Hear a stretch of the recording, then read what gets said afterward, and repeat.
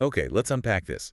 We've all seen how, well, remarkably capable large language models, LLMs, have become. They really have. It's quite impressive. They answer complex questions, write code, even draft entire articles.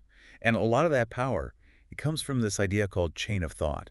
Right, where they spell out the reasoning steps. Yeah, like thinking out loud in natural language. But what if there's a deeper way, maybe more efficient, for them to think without using words at all? Hmm.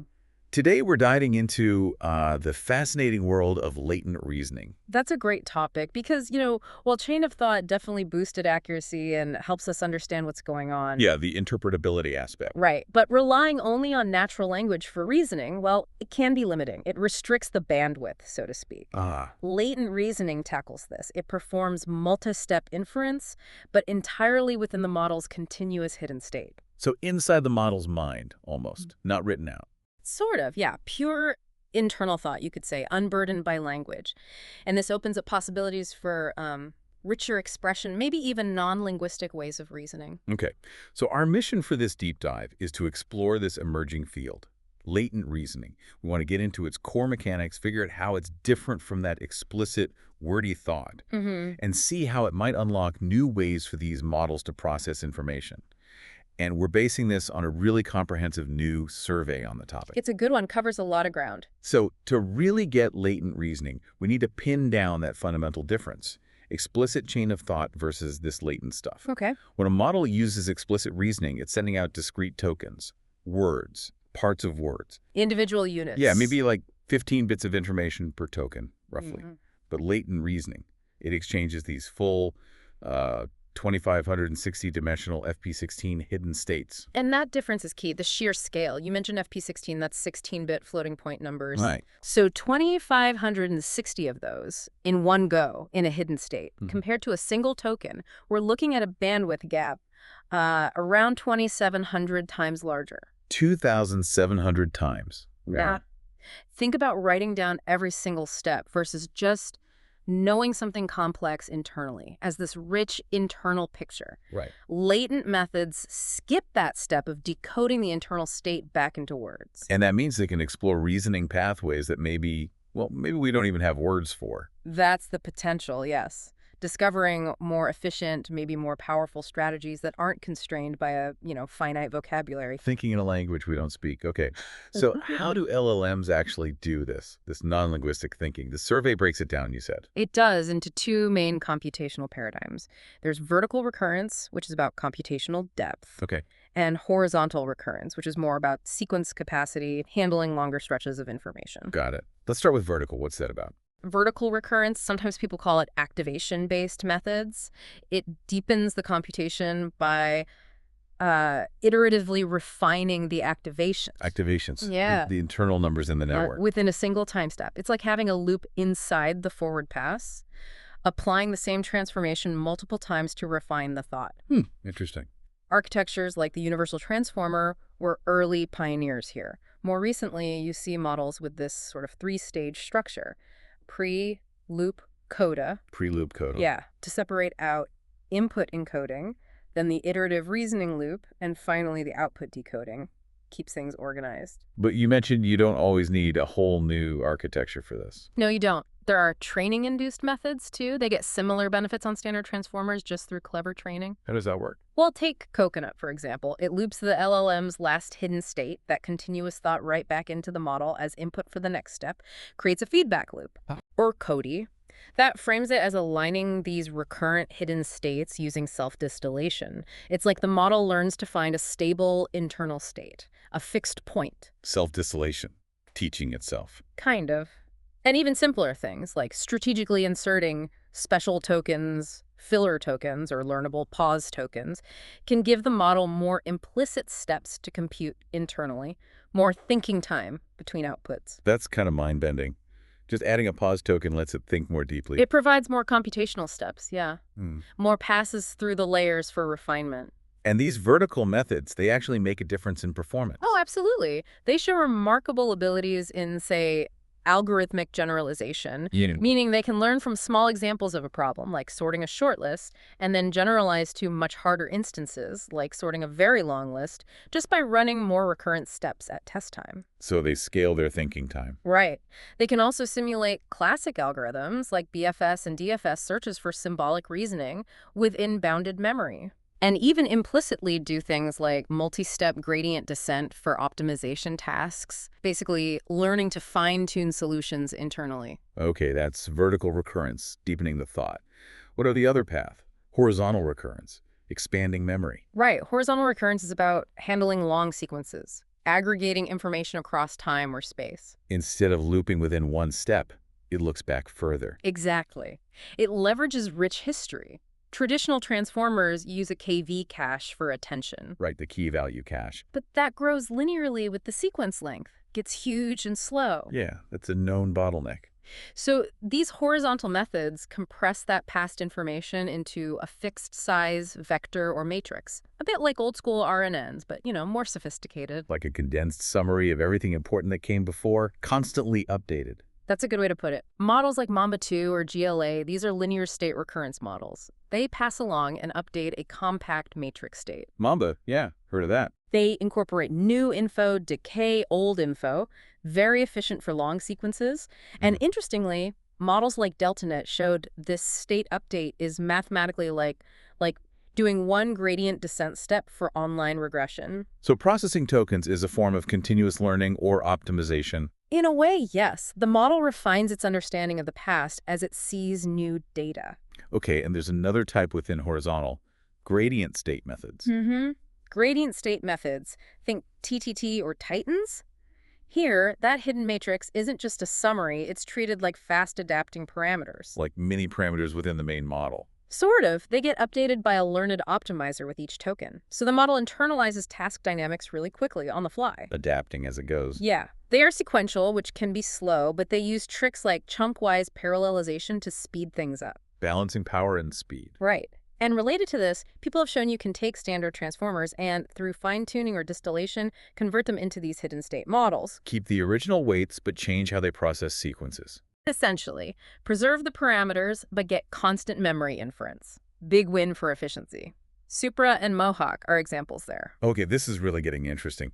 How do these latent processes, how do they actually look inside the network? Is it just math, or is there structure? That's a fantastic question. Are the layers the basic units of reasoning? Yeah. Mechanistic interpretability gives us tools to look inside, not just observe behavior. Yeah. And studies show a really strong link between layer depth and reasoning ability. More layers, better reasoning. Generally, yes. It seems like you need at least, say, 2 or 3 layers to even form a basic 2-step reasoning chain internally. So layer depth is like a bottleneck for how complex the latent thought can be. It appears to be a primary one, yes. So are different layers doing different jobs? Like an assembly line for thoughts? That's a great analogy. The theory of layer specialization suggests exactly that. Individual layers specialize. What kind of specializations? Well, the shallow layers, the early ones, they handle initial processing. Local info, syntax, maybe recalling simple facts. The basics. Right. Then the intermediate layers, that seems to be where the core latent chain of thought happens. They form specialized subcircuits for reasoning functions, they have better representations, and they causally impact the final outcome. They're the reasoning engine. Seems like it. And the deep layers. They often do output refinement, decision-making, though some research notes you can get issues if models get too deep. Degradation. Okay. And how does the information get passed between these specialized layers? The attention mechanism is key there, crucial for that interlayer flow. It transmits information from early layers all the way to the final token representation. So attention isn't just about looking at input words, but also internal states from other layers. Yes, exactly. Researchers have found generalizing circuits for this cross-layer flow, and even back attention info flowing from higher, more abstract layers back down to lower ones. Back attention. That sounds counterintuitive. A bit, but it seems to enhance reasoning, maybe providing top-down context. So, putting this all together, this latent layer-based reasoning, Does it mean LLMs can basically compute anything? Are they universally powerful? Well, that brings us to Turing completeness. It's a theoretical concept. Can a system compute anything computable? Right. RNNs were proven Turing complete way back in '96, theoretically. More recently, the transformer architecture has also been formally proven Turing complete. Even transformers. Yes, under certain assumptions, even with constant numerical precision. Yeah. It's a powerful statement about their potential. And chain of thought fits into this picture, too. It does. Functionally, CoT turns the transformer's limited context window into something more like a dynamic computational tape. You feed its thoughts back in. Expanding its working memory. Right. There's this idea that prompting is Turing complete, meaning a single finite transformer could compute any computable function if you give it the right prompt structure. Wow. So it unifies things. Explicit CoT unfolds horizontally along the sequence. The layer-by-layer computation unfolds implicitly, vertically, through depth. Both are forms of computational expansion. This is leading us to some really cutting-edge ideas, like infinite depth reasoning, a model that could just keep thinking, keep refining for as long as needed.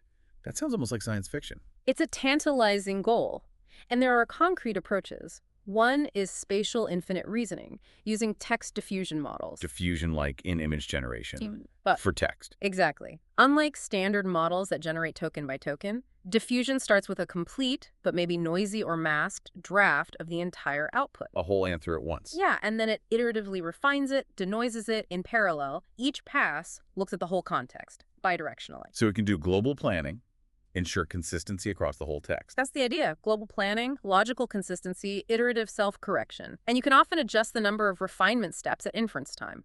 Trade speed for more thinking depth. So it's not building word by word, it's sculpting the whole thing. That's a nice way to put it. You have different types, like mask diffusion models, LLDA, which predict missing parts based on context. Right. Embedding-based ones, PLAD, which work on continuous embeddings instead of tokens. And hybrid models, Gemini diffusion, that mix diffusion with auto-regressive steps. Combining the strengths. Combining sequential flow with that bidirectional refinement. And there's another angle on infinite depth, something about optimization. Yes, the optimization perspective. It suggests time can be traded for depth. How so? Remember how some horizontal methods update their state using gradient-like rules? Well, each additional token processed is like performing an extra optimization step on an implicit layer. So processing a longer sequence becomes mathematically similar to running the same layer for more optimization iterations. So more input data equals deeper thinking without actually adding layers. Fundamentally, yes. You get greater reasoning depth from more computation time on the existing parameters. That's wild. Are there models doing this? Sure. Strategies like infinite attention attach a compressive memory to handle super long inputs. Test time training, like in Titans, explicitly performs optimization steps on the hidden state during inference. Optimizing while generating the answer. Right. And implicit fixed-point RNNs iterate a block until it converges. Depth emerges from optimization over time. The hidden state acts like fast weights being continuously tuned. This has been quite the journey into the LLM mind. We've really unpacked how latent chain of thought moves reasoning inside the model. Into that continuous hidden state, yeah, offering potentially way more bandwidth than just language. And we explored those two main paths, vertical recurrence for depth, Through activation loops and specialized training. and horizontal recurrence for sequence length. Using those compressed hidden states, updated either linearly or via optimization. And seeing how mechanistic interpretability is starting to show us how layers specialize, forming these implicit reasoning pipelines. From basic processing low down to core reasoning circuits in the middle layers, it's fascinating stuff. Plus, the Turing completeness proofs, suggesting profound computational power, especially when you combine transformers with chain of thought prompting. It really highlights their potential.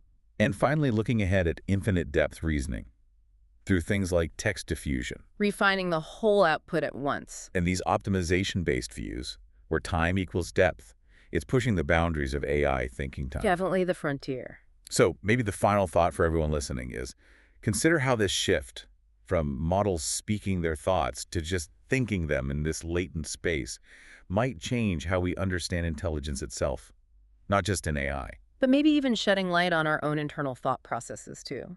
Something to ponder. Thank you for joining us on this deep dive.